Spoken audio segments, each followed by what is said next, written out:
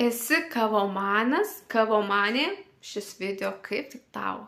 Negeri kavos? Video šis irgi tau, nes tikiu, kad tavo rate yra žmonių, kurie dievina kavą ir labai apsidžiaugtų, jeigu jiems padovanotum ypatingos ir skanios kavos. Mano rankose ypatinga kava, tai yra Hondūro kava, kuriai nebereikia kavos aparato, kad gertum be tirščių kavą. Taip, gerai išgirdai, kava be tirščių.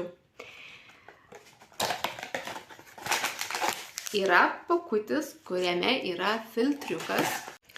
Pakuotėje yra 5 tokie pakučiai, filtriukai tokie, skirtas vienas pakutis 2 kavos puodelių.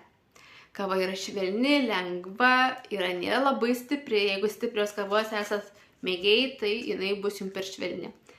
Ir, kas svarbiausia, nekelia rūgštingumo.